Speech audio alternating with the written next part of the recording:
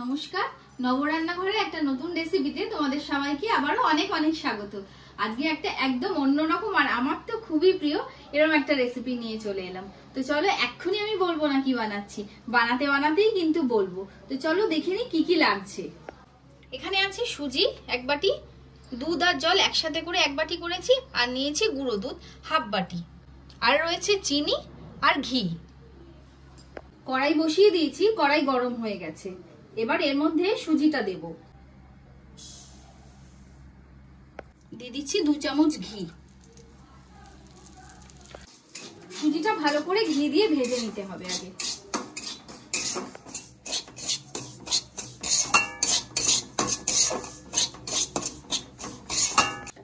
ভালো করে সুজি কিন্তু ঘিয়ের সাথে মিশিয়ে নিয়েছি, ভেজে নিয়েছি আর কি, কিন্তু লাল লাল করবো না, লাল হতে দেওয়া যাবে না। এবারে সুজির মধ্যে দিয়ে দেব দুধ,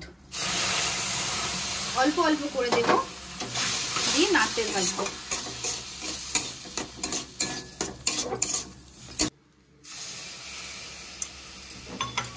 পুরো দুধটাই কিন্তু আমি দিয়ে দিয়েছি। এবার ভালো করে সুজির সাথে মিশিয়ে নেব। আমার সুজিটা কিন্তু রেডি হয়ে গেছে। গ্যাসটা অফ করি। দেখো, যেরকম ভাবে আমরা সুজি করি সেরকম একটু শক্ত করে একটা ডো মতন বানিয়ে দিয়েছি। এবার এটাকে তুলে নেব। একটু ঠান্ডা হওয়ার জন্য অপেক্ষা করতে হবে, তাই জন্য একটু ছড়িয়ে দিচ্ছি।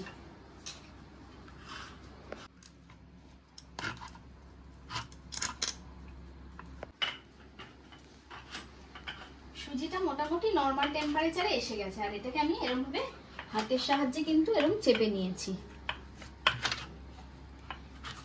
এবারে এর মধ্যে কতগুলো জিনিস দেব। আবারও দেব সামান্য ঘি,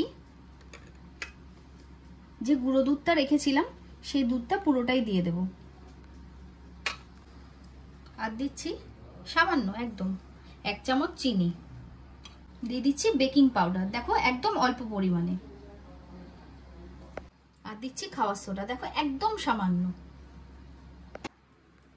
এবারে সব উপকরণ সুজির সাথে ভালো করে হাত দিয়ে কিন্তু এরকম ভাবে মেখে নিতে হবে আগে।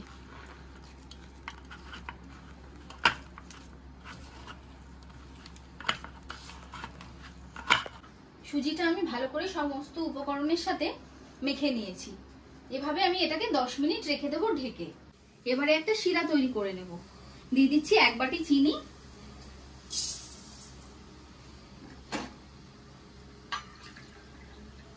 আর 2 বাটি সমান জল দেব। ওই বাটি মেপেই দিচ্ছি আমি।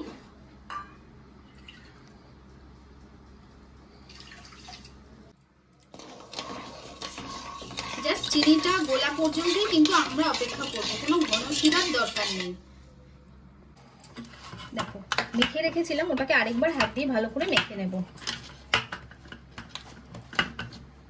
এবারে হাতের মধ্যে ঘি নিয়ে এটার উপরে মাখিয়ে দিলাম। এবার ঘি নিয়ে এখান থেকে একটু করে মন্ড নেব আর গোল পাকাবো।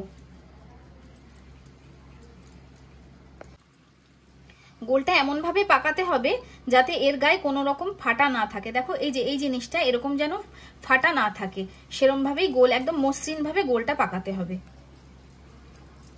এই দেখো ভালো করে গোল পাকানোর পর আমি কিন্তু এটাকে একটা ওভাল শেপ দিয়ে দিয়েছি, খানিকটা ল্যাংচার মতো শেপ। এইভাবে আমি সবকটাই শেপ দিয়ে নেব। আরেকটা তৈরি হয়ে গেল।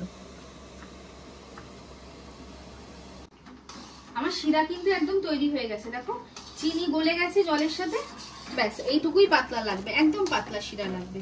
এবার শিরাটাকে সাইডে সরিয়ে রেখে তেলের কড়াইটা বসাবো। আর দেখো সমস্ত ল্যাংচাগুলো কিন্তু আমি গড়ে নিয়েছি, কোথাও কোনো ক্র্যাক নেই, কোনো ফাটা কিছু নেই, একদম মসৃণ করে কিন্তু এই জিনিসটা করতেই হবে। আর এতক্ষণেও কিন্তু তোমাদের বলিনি, কিন্তু তোমরা তো বুঝেই গেছো আজকে সুজি দিয়ে ল্যাংচা বানাচ্ছি। তেল বসিয়ে দিয়েছি, তেল হালকা গরম হয়ে গেছে। এই হালকা গরম তেলেই কিন্তু ল্যাংচাগুলোকে ছেড়ে দিতে হবে।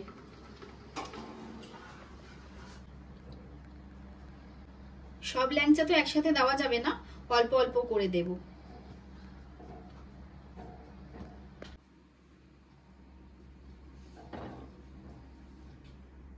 তেল যদি গরম হয়ে যায় আর দেব না, তেল যদি গরম হয়ে যায় বাইরে থেকে লাল হবে, ভেতরটা হবে না, তাই একদম কম আঁচেই কিন্তু রাখতে হবে।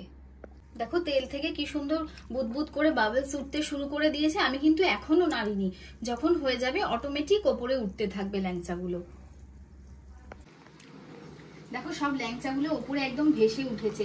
আমি কিন্তু এখনো মানে কোনো রকম কিছু খুন্তি খুন্তি ঠেকাইনি। এই পর্যায়েতেই যেগুলো যা ফেটে যাওয়ার ফেটে যাবে, ভেতরে বোঝা যাবে যে বাইরে থেকে হয়তো বোঝা যায়নি, ভেতরে ক্র্যাক ছিল, ফেটে যাবে, তাতে কোনো অসুবিধা নেই। কিন্তু তবুও এটাকে কিন্তু এখনো টাচ করা যাবে না। আগে একটু উপরে একটা কালার ধরুক, হালকা ব্রাউন কালার, তারপরে কিন্তু উল্টে পাল্টে দেবো। এখনো কিন্তু ল্যাংচাগুলো অটোমেটিক নিজেরাই এরকম ঘুরে ঘুরে ভাজাটা হচ্ছে। একদম লাল লাল করে কিন্তু আমি ভেজে নিয়েছি। এবার এখান থেকে তুলবো, সোজা শিরায় দেব। শিরা কিন্তু হালকা গরম আছে এখনো, এই হালকা গরম শিরাতেই দিতে হবে। এবার আবার বাকি মিষ্টিগুলোকে ছেড়ে দিচ্ছি।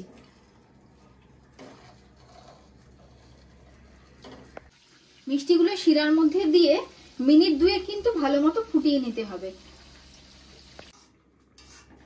পরের বারের ল্যাংচাগুলোও কিন্তু আমি শিরাতে ভালো মতো ফুটিয়ে নিয়েছি। এবারে নামিয়ে নেব, শিরা থেকে তুলেই রাখবো, কারণ এগুলো ভীষণই নরম। তৈরি আমার গরম গরম সুজির ল্যাংচা। দেখো এখনো কিন্তু ধোঁয়া উঠছে। দোকান থেকে তো আমরা কিনে খেয়েই থাকি, কিন্তু এরকম বাড়িতে নিজের হাতে বানিয়ে খাওয়ার মজাই কিন্তু আলাদা, আর এটা স্বাদ একদম অন্যরকম। তো অবশ্যই রেসিপিটা বাড়িতে ট্রাই করো, আর আমাকে জানিও তোমাদের এই ল্যাংচার রেসিপিটা কিরকম লাগলো। ভালো লাগলে একটা লাইক শেয়ার কমেন্ট করে দিও। তো চলো আজকের মতো টাটা। সবাই সুস্থ থেকো, ভালো থেকো, সাবধানে থেকো। দেখা হচ্ছে একটা অন্য রেসিপির সাথে অন্য আরেকদিন।